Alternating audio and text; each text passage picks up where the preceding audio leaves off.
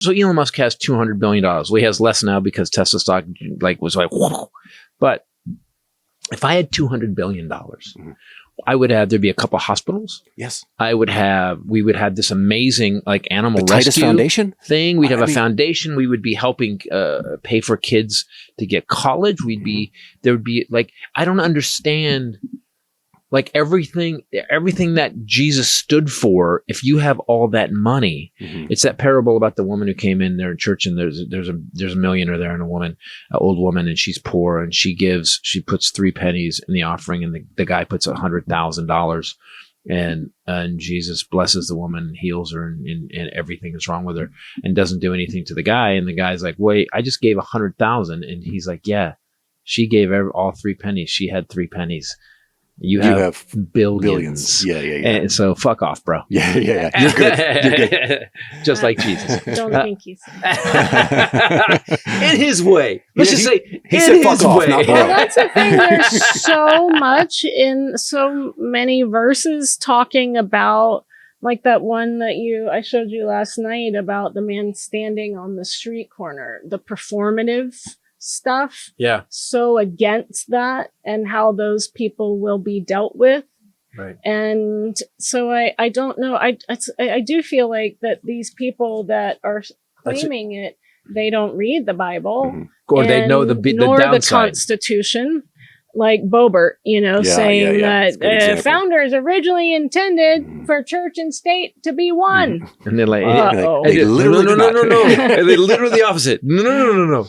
So he just signed an executive order on the election administration. God. He's trying to take power from both an independent bipartisan federal agency as well as from the states, which is so interesting because he's all about sending power back to the states. Yeah. Abortion, we got to send. What does he want to take away from the states on voter rights? To the states. Well, technically, if you consider historic measures, presidents have no power over the conduct of federal elections, nor should they, for obvious reasons. Right. Except he's writing executive orders to him. Just so you guys be clear, executive orders are not laws at all. They're not even close to laws. They're just some guy going, I fucking want this. I want a Coke button on my desk. That's exactly what they are. Now, I don't understand why we have to follow them. I think that if we get through this and we get where the Democrats get some power, I think there will be some new laws written and be like, all right, you get 5 executive orders. Yeah. You don't get 500. One of the major seats has just been flipped. So one of them was, I think it was in Pennsylvania. If we desperately need to win the midterms, and even then, I mean, he's not listening to the courts. He's not leaving. So after the 2000 election, that Chad. Oopsie. The hanging Chad. The one where Al Gore was like, all right, I guess I'm going to let him win. Yeah, that's how people used to be. That was odd. Now it's civil war every time we have an election. So Congress passed the Help America Vote Act, which established the U.S. Election Assistance Commission. That's a federal agency that approves voting technologies eligible for federal subsidies and then advises states and counties on best practices. It's an independent organization. Trump signed an executive order to reverse that. If you read it, it seems to direct the EAC to do certain things, such as require documentary proof of citizenship on a form that the federal government provides to allow people to register to vote anywhere in the United States, and then would require documentary proof of citizenship. You have to show a passport or something like that, right? It couldn't just be the census. It couldn't just be you clear, because right now, here's how it works. They do the census, you're cleared, they check your address, you're a citizen. They know it. So when you show up to the polling place, they go, yeah, you're Christopher Titus, you're a citizen, moving on.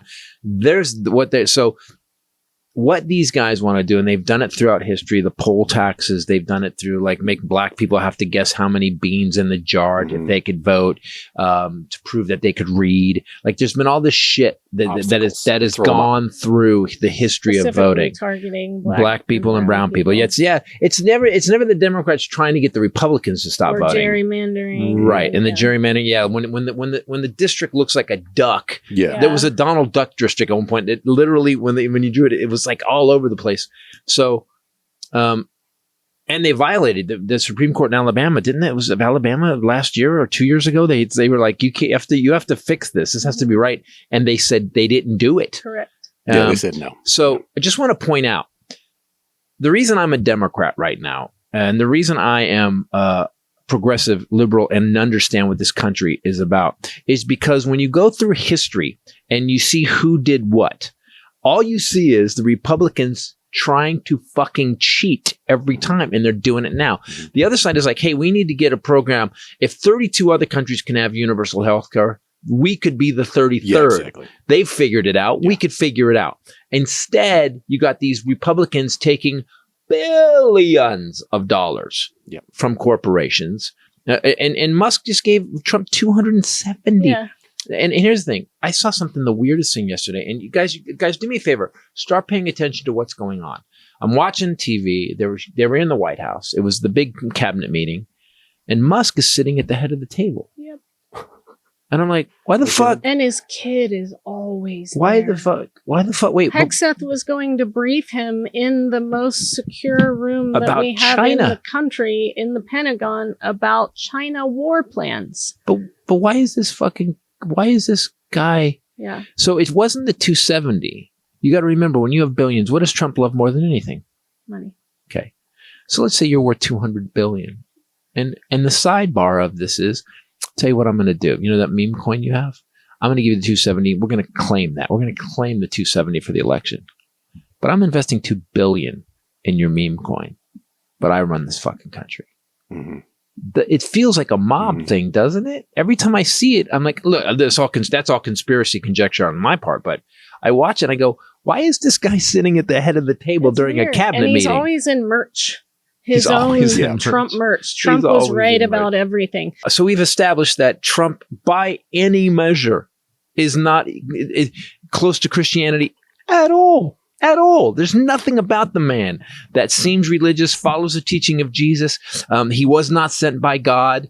And we can, unless God likes bankruptcies and you want to date your daughter, unless that, and if you want to, God was like, hey, go hang out with that pedophile. See if you can flip him. And bang some porn stars and Playboy models after your wife has an infant. Yeah. Well, there's also things in the Constitution that are aligned with Christianity, like the same, open borders and all those things, that he also doesn't abide by. He doesn't do any of it. That's what I'm saying. I just request that we at least stop that charade. But also, call it what it is. You are afraid of losing something to immigrants. You are mad because you didn't go to school or work hard enough. You're mad. You're not educated enough, right? Even though you're 59 years old, like whatever. Call it what it is. It makes you feel funny to think about the 10 trans athletes that are out of the 550,000 in the NCAA. Just stop saying he's a Christian. Just be honest. Yeah.